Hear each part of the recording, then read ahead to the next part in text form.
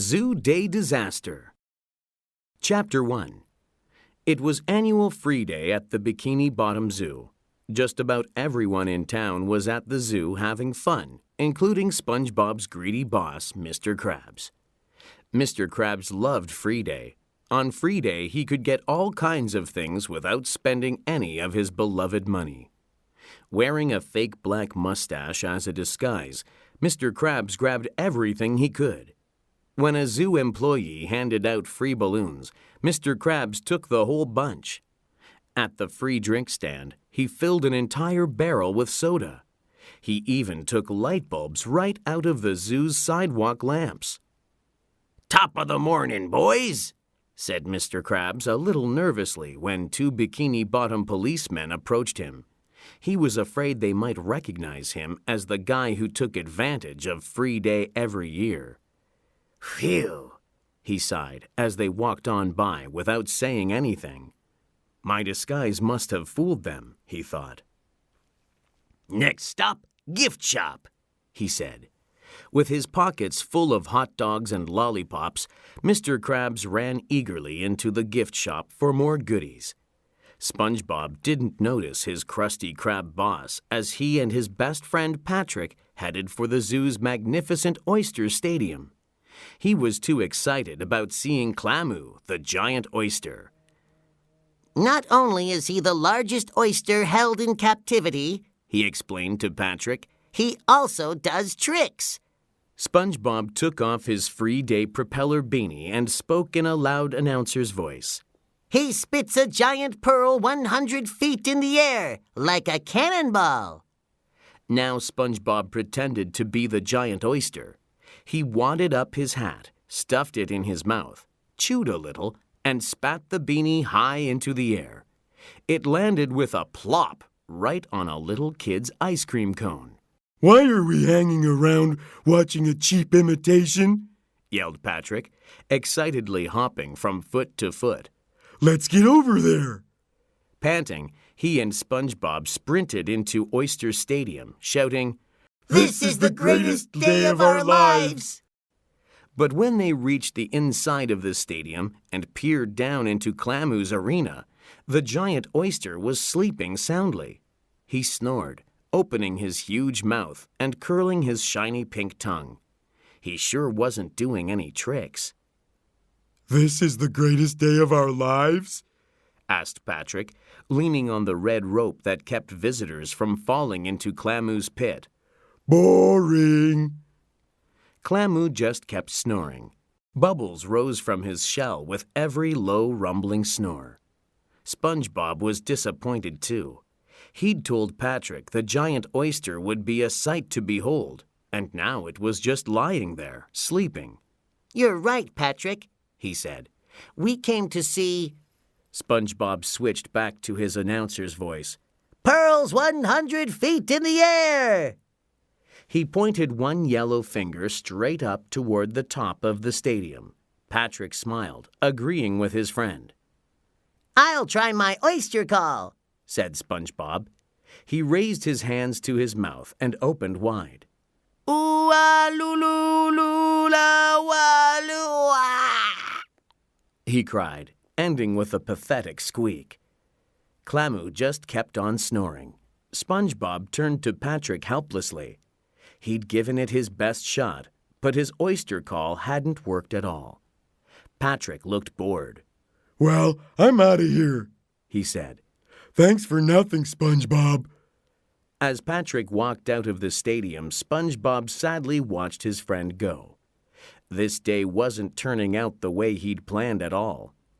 Free day at the zoo was supposed to be fun, not boring. In fact, it was supposed to be the greatest day of the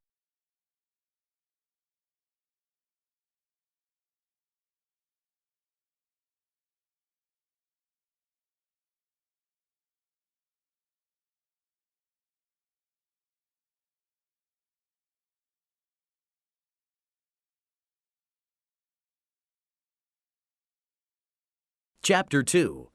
Spongebob stared down miserably at the giant oyster. Come on, he said. "Wake up already." But Clamu kept snoring. Then Spongebob got an idea.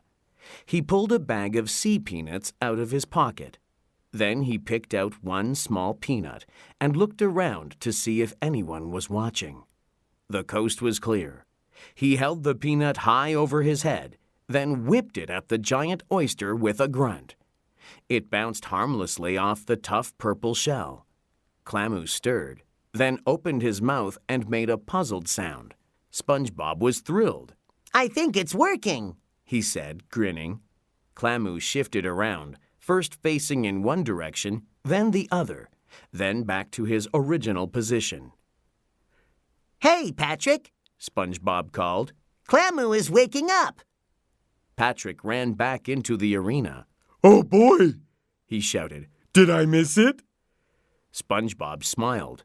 No, the show's about to begin. He said confidently. SpongeBob was right about that, but the show wasn't exactly what he had in mind.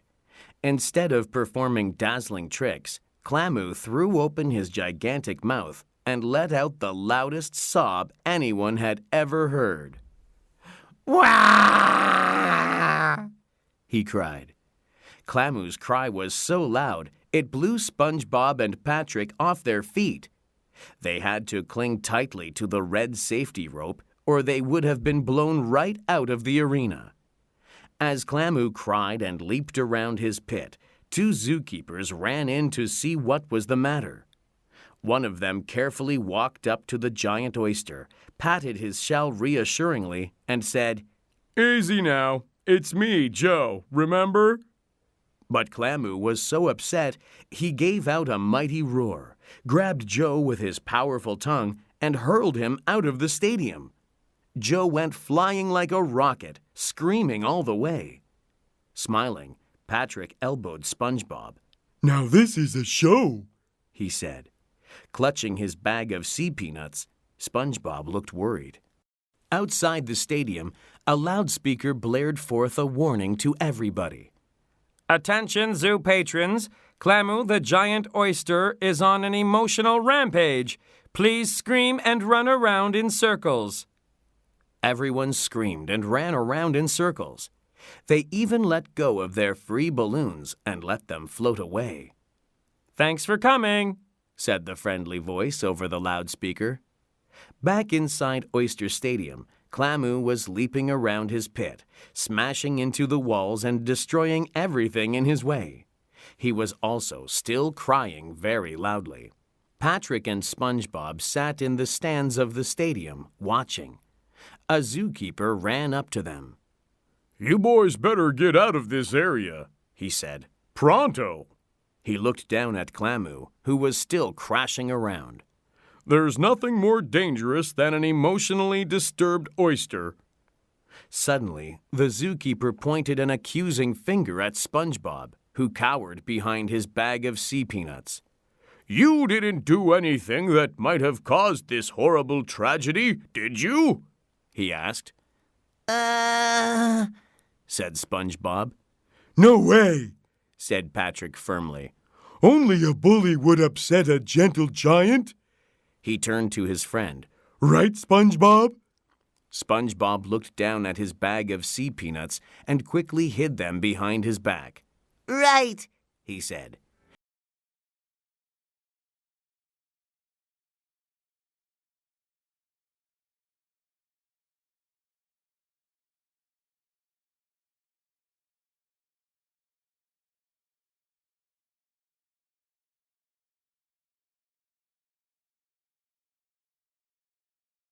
Chapter 3. Still crying, Clamu ripped huge sheets of metal from the walls of his pit and shook them back and forth. SpongeBob and Patrick took the zookeeper's advice and left the stadium. As they walked out of the zoo, people ran past them screaming. Smoke rose from Oyster Stadium and even from other buildings in the zoo. But Patrick wasn't scared, just mad. Man, if I ever see the guy who upset Clamu, I'll have a few choice words for him, he said angrily. Words like you and are and a bully. Soon they reached SpongeBob's sidewalk. Patrick asked, Are you sure you didn't see anything suspicious? I already said I didn't, Patrick. Jeesh! Yelled SpongeBob, hurrying toward his front door. This outburst didn't faze Patrick. He had an idea. Hey, He said excitedly. let's investigate this crime and catch the lowlife who's responsible. Fed up and feeling guilty, SpongeBob threw his hands into the air and waved them. Give it a rest, Patrick! He shouted. There is no crime to investigate. Now go home! SpongeBob went into his house and slammed the door behind him. Then he leaned against it with his arms folded and frowned. Stupid Patrick, He said. I didn't do anything wrong. Trying to be his usual optimistic self, SpongeBob told himself that everything would be just fine. What am I getting so worked up about? He asked, smiling. I'm sure that by tomorrow this whole ugly mess will be a funny memory. Forcing out a little chuckle, he sat down in his comfy life preserver chair to watch television. He settled back and clicked the remote. The Bikini Bottom news came on. When he heard what the newscaster was saying, SpongeBob immediately sat upright in his chair. Our top story tonight. Giant oyster has its feelings hurt. SpongeBob gulped as he saw Clamu on the screen, still crying. The only clue that could be found was this lone peanut, the newscaster continued. The newscast showed a close-up of the very peanut SpongeBob had tossed at Clamu.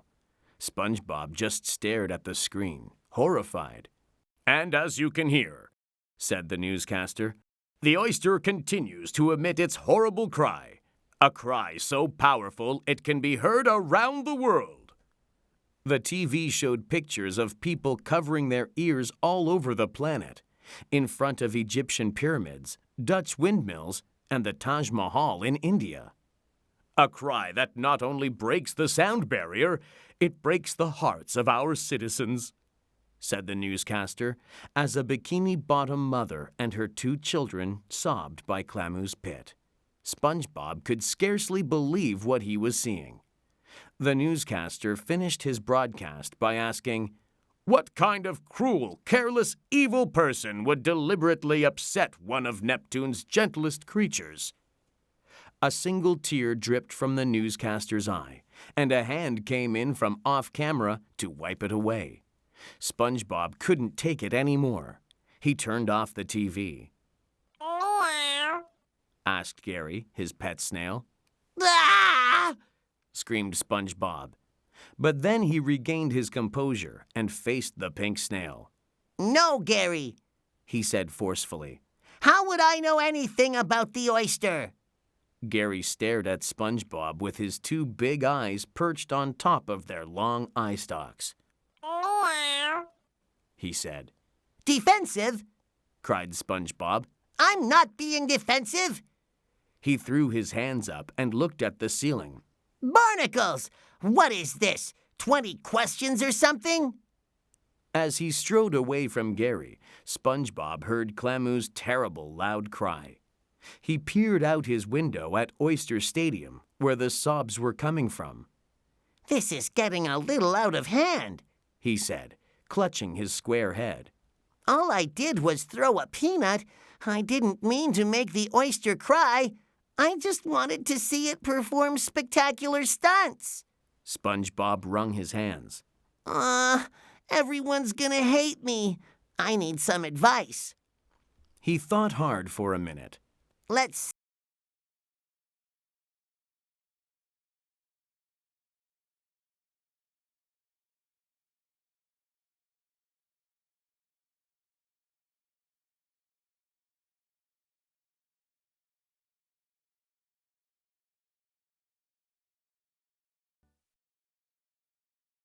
Chapter 4. Squidward! Oh, Squidward! SpongeBob was pounding on his grouchy neighbor's front door. He was sure Squidward liked him so much that he could never hate him, no matter what. Rubbing his bald head, Squidward opened the door. "SpongeBob," he growled. Do you have to knock so loudly? Sorry, neighbor. apologized Spongebob. At the zoo, Clamu was crying louder than ever. Squidward rubbed his temples with his tentacles. Oh, He moaned.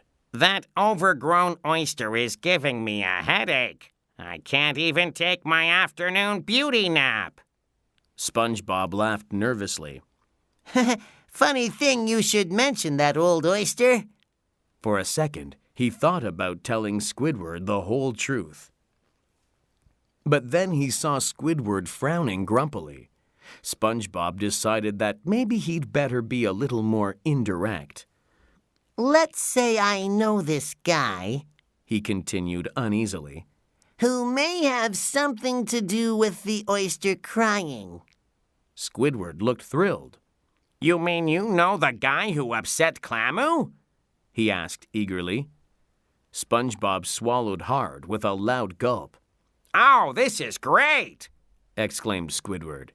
You and I can go turn him in, and then I'll get so much sleep, I'll be gorgeous. This was not the reaction Spongebob had been hoping for. Actually, I'm just talking hypothetically. He said. Squidward's big smile immediately dropped into a frown. You mean you don't know who did it? He asked. Well, SpongeBob stammered, unsure what to say. He didn't really like to lie, but Squidward obviously was going to turn him into the authorities if he told the truth. No. He finally said. Squidward slammed the door loudly in SpongeBob's face. Squidward? Asked SpongeBob. Sighing, he turned and walked away. Right into Patrick. Gotcha, Said Patrick, wearing a detective's hat and staring through a magnifying glass. Ah! Screamed SpongeBob. But Patrick didn't seem to be speaking to SpongeBob. He was looking through his magnifying glass at something tiny on the boardwalk to Squidward's house. Where were you on the day of today? He asked accusingly. Don't play games with me, mister. Hey, Patrick, Said SpongeBob. what are you doing? Patrick looked up from his magnifying glass and noticed SpongeBob for the first time. Oh, hi, SpongeBob. He said cheerfully. I'm just continuing my investigation of the Zoo Day disaster. SpongeBob's right eye started to twitch. He said, afraid to ask. Have you found out anything? Yes. Exclaimed Patrick confidently. Then he scratched his head. No, wait. No. He picked up a tiny grain of sand. But this grain of sand looks pretty suspicious, and so does this rock. And I've got a few questions for this little piece of grass. Panting and sweating, SpongeBob ran away, holding his elbows high. Patrick called after him. Don't worry, SpongeBob. Patrick's on the case. The truth will be revealed. SpongeBob kept running.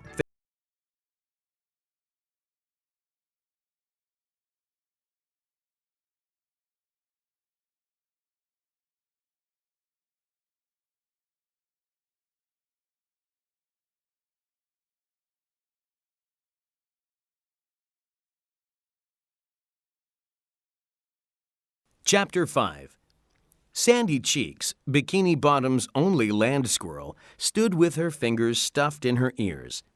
She was trying to block out the sound of Clamu's anguished cries, but it wasn't working. Oh, She cried. I can't stand it anymore. That poor critter. What kind of inconsiderate person would upset such a gentle creature? Wearing a water-filled helmet, SpongeBob sat on a log in Sandy's tree dome, tracing a little circle on the log with his finger. That's kind of what I wanted to talk to you about, Sandy. He began. But Sandy interrupted him, speaking angrily with her fists clenched tightly at her sides. Why, when I find out who caused that oyster so much pain, She shouted. no more jiggery-pokery. Sandy was so mad she ripped a copy of the Bikini Bottom phone book right in half. Now, She said, calming herself. what was it you wanted to talk about, Spongebob? SpongeBob was so scared by Sandy's incredible display of angry strength that he couldn't speak. Ooh,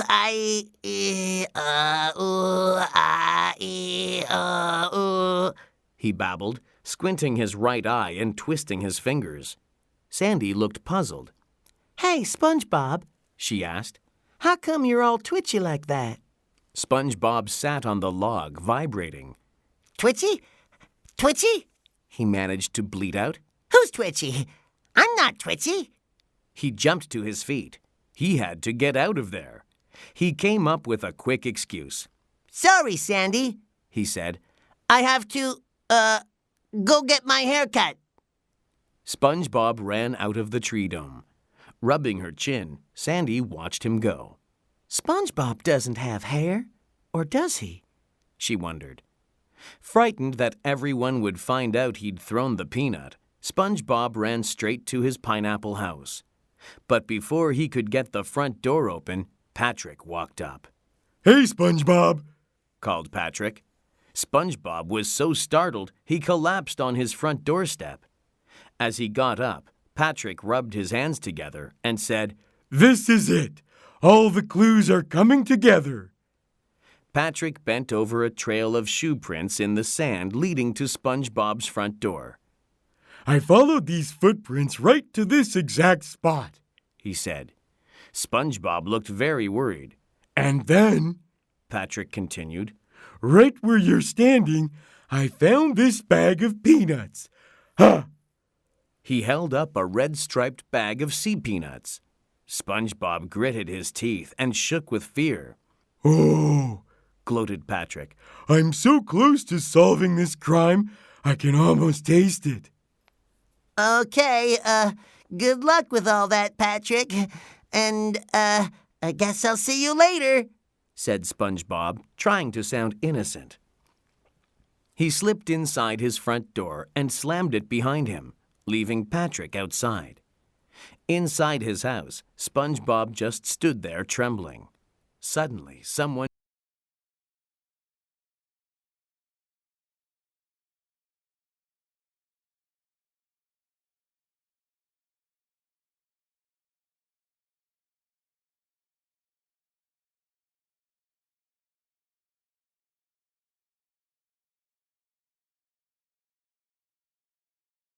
Chapter 6. When he heard the police, SpongeBob was so terrified that his eyeballs popped out of his head and rolled across the floor.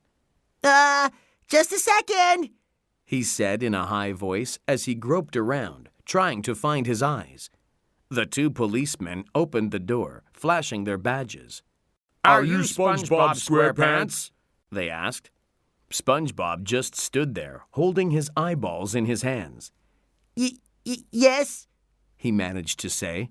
Put those eyeballs back in your head, son. We've got a few questions for you. One of the policemen barked. SpongeBob popped his eyes back in his head and spun them around with his fingers until they were in the right position. Blinking, he looked up at the tall policeman. Were you at the zoo on the day of the oyster incident? Asked the policeman in front. His partner stood silently behind him, patting his flipper with his nightstick. Yes. SpongeBob admitted, sinking into his collar. Did you or did you not take part in various activities of zoo-time merriment? The policeman asked sternly. SpongeBob sank even farther into his square clothes. Yes. He squeaked. The policeman held up a peanut in a plastic bag labeled Exhibit A. And are you familiar with this peanut? The policeman demanded to know. Yes. Whimpered SpongeBob, sinking so far into his clothes that he ripped out the bottom of his pants. His underpants hit the floor with a clang. Just one more question, said the policeman. SpongeBob stood there shaking, biting his nails, sure that the policeman was about to ask him if he'd thrown the peanut at Clamu. What would the punishment be for such a terrible crime? Is it true that you were at the oyster's lair with a Mr. Patrick Starr? Asked the policeman. Yes, Wailed SpongeBob. yes, it's all true. The merriment, the peanut, the Patrick. He fell to his knees, crying. That's all we need to know, son, Said the policeman, satisfied. He turned to his partner. Let's book him. Just then, Patrick came in and stood behind his friend. SpongeBob was all ready to be arrested. But then the policeman slapped handcuffs on Patrick. Wow, you guys are good, Exclaimed Patrick. I'm the last person I would have suspected, but I was looking for me all the time. It's the perfect crime. Yeah. Tell it to the judge, Pinky. Growled the policeman as he led Patrick out in the handcuffs. Stunned, SpongeBob watched the officers put Patrick in their police boat. He couldn't believe they were taking his best friend to jail. Oh, no, He cried. Patrick's too sensitive for the big house. As the police boat sped off with its siren wailing, SpongeBob chased after it. Wait! Stop! He called, pulling up his pants.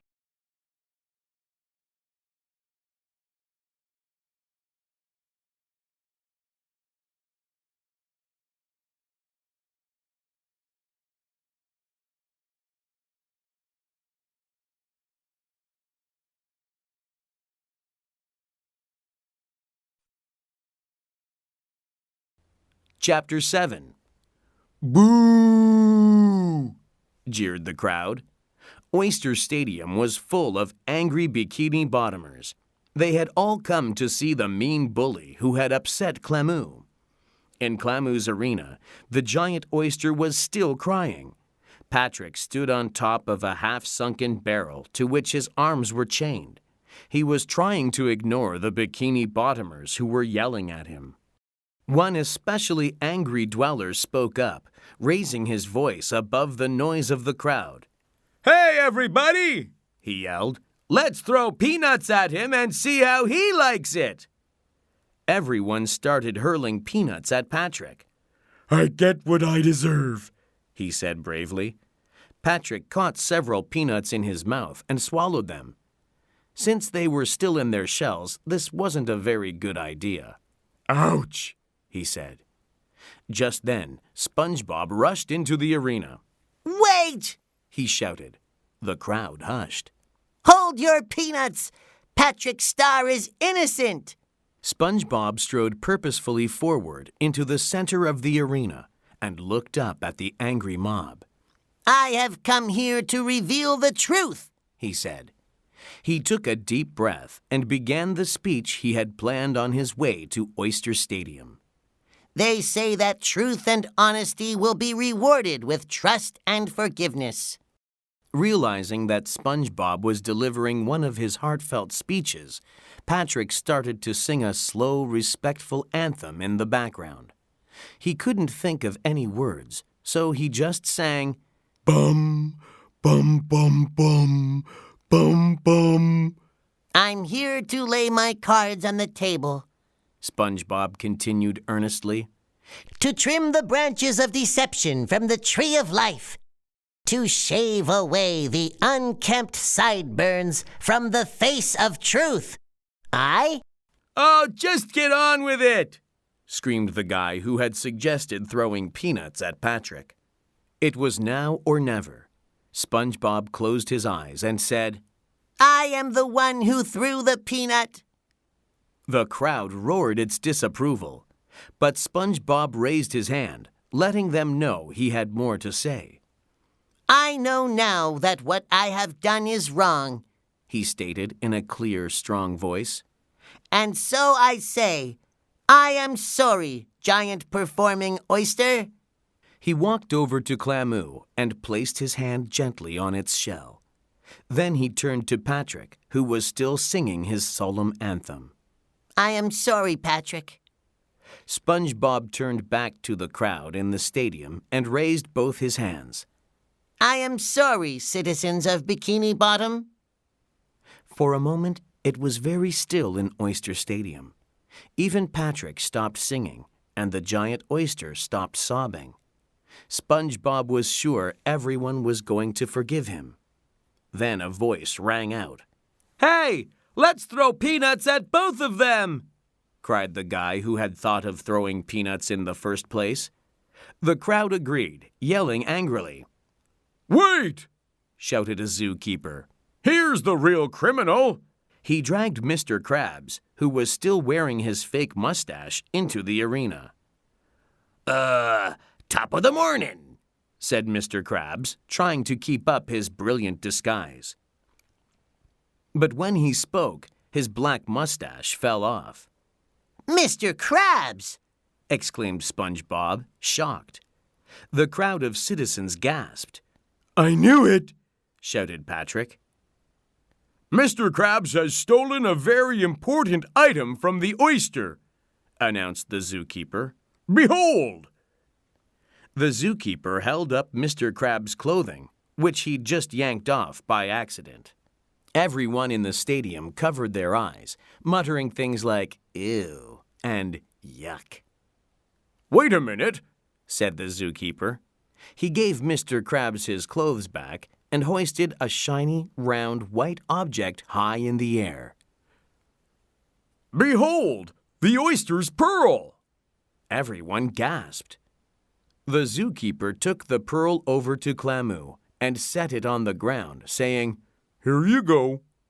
Then he tipped his hat to the giant oyster and backed away respectfully. Clamu sniffed the pearl and seemed to recognize it. Everyone except Mr. Krabs cheered.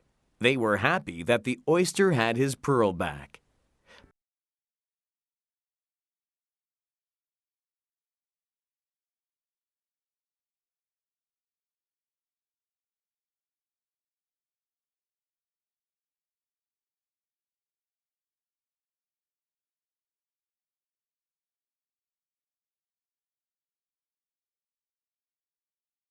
Chapter 8.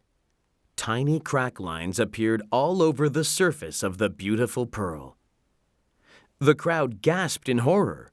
What would the giant oyster do if Mr. Krabs had somehow broken its beloved pearl? Would it go on a rampage, destroying all of Bikini Bottom? The pearl fell completely apart and a little baby oyster popped out. Mama! Mama! It cried. Mother of pearl! Said SpongeBob, beaming. The oyster's a mother!